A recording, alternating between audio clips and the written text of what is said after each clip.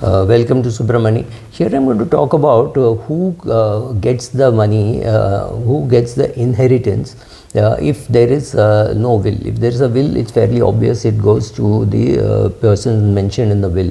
If the will if there is no will or the person dies intestate, then Hindu Succession Act has a class 1 and a class 2 inheritors, right? So it largely go to the wife and children. If there are no heirs like that, then it will go to his parents. Or if they are nobody, it will first go to his father or father's relatives. If they are not there, then it will go to the mother's relatives. What happens in case of a married woman? When a married woman dies, the property will go to her husband and children. But if there is no husband and or husband has already died and there are no children, then it will go to her. They will track the source and give it to her parents, right? So something like that is what will happen. So there is a lot of confusion about who will get what. Then whether you are covered by the Hindu Succession Act or the Special Marriages Act or if you are a Muslim, right? So then the Waqf board has its own rules and regulation. Again, sect, subsect, all that matters. So you need a good financial advisor who knows what assets you have, whom you're supporting, what you're doing, a lawyer who can draft it and then make a will and that get it nominated and get it registered if you think you're not going to do too many real estate activities after making the will. Otherwise, at least get it nominated, get it notarized. You don't need to get it registered, but I would think if it's a reasonable amount of property, then it's better that you get it registered as well. What happens in case of a nominee and what happens in case of a heir? So very clearly, the nominee is just there to take care of the assets till the assets go off to the heirs, right? That is the person that is the job of the nominee. So so if in a nominee versus a person named in the will, it is the will that will prevail. It does not matter whether it's a bank account, saving your demat account, etc. There was some confusion, but that doesn't really matter. And your minor children can get the assets, they can own the assets, but they may not be able to manage it, right? For example, if it is shares, it can be held on their behalf and somebody has to collect the dividend. But today in a demat mode, the children can have a demat account, so the shares can go there. But if it's a property or a business, then it has to be managed by the legal guardian till the children attain majority. But the thing is very clear, whatever it is, making a will is very important, because otherwise for the children to get all those assets without any hassle is not going to be very easy, especially in case of death of both the parents. If the death of a husband and the wife and children are there, at least the wife will be able to collect all the assets and make sure that it is held for the benefit of the children. So there is no escaping. When should you make a will? You should make a will the day you buy a property. So if you buy a property, make a will. If you have minor children, it is going to be very, very crucial. Thank you.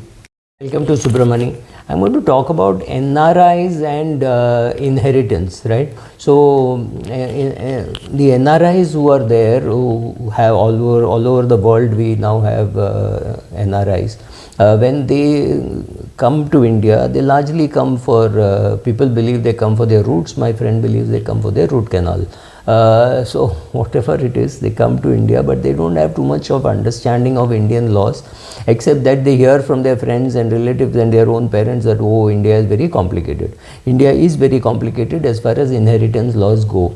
So ideally, in a situation, the best situation which I have seen is what a friend did was to buy a property in his name and his wife's name, though they were NRIs, and ask his parents to live there.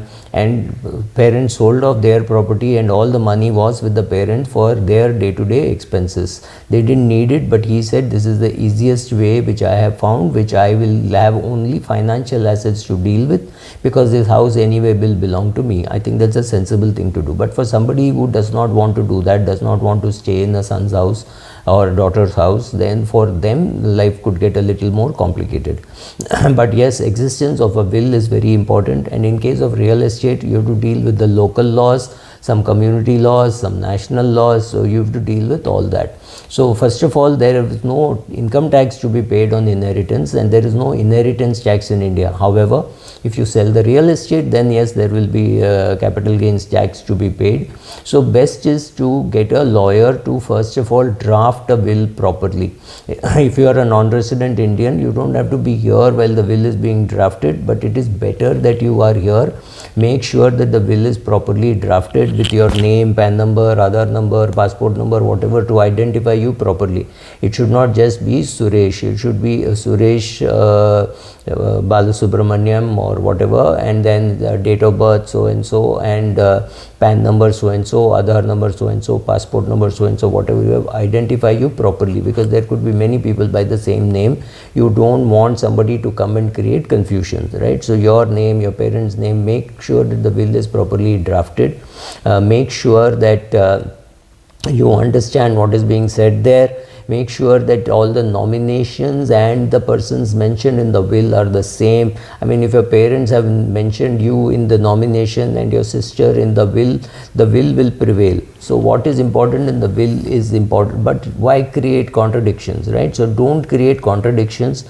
Make sure that everything is in So make sure that everything is in congruence, the will and the nominations are in congruence. Make sure that you understand the tax implications of doing things. Make sure that you appoint a proper executor for your parents' will, right? So doing all this is very important. It will save you a lot of hassles later on. It may just be 5 lakhs or it may be 5 crores or it may be 50 crores, doesn't matter. But making sure that all their shares are in demat form, making sure that their mutual funds are accessible to you online, making sure that the bank accounts have nomination and it is you, making sure that the nomination and the will are in congruence, making sure that it is properly made, notarized and registered if necessary. I mean, if your parents are in their 80s and you're sure that they're not going to buy any more real estate, why not get the will registered as well, right? Financial assets and all can move very easily, but remember, there is the move to a NRI may be easy, but to a non-citizen may still carry some hassles. So check out all this, talk to an expert. I'm not an expert, I can just tell you that these things are complicated. Make sure that everything is properly mentioned in the will. Make sure that you have a copy of the will with you wherever it is, or you know where you can access it. Make sure all these things happen, otherwise your trips to India just to sort out these things coming from London, New York, wherever, and making sure that all your other siblings also come in at the same time is not going to be very easy. It's going to be very frustrating, and it is not as though NRI say, oh, it's only 1 crore, let me give up. Nobody gives up also. So if you're interested in your parents' property, then do all this. If you're not interested, make sure that everything is given off to somebody else. Otherwise, it's going to still create hassles. You will keep getting dividends. You will not have a bank account to deposit, and you will wonder why is so much money getting wasted. So make sure that you understand all this. You make a proper will and keep it with you. Thank you.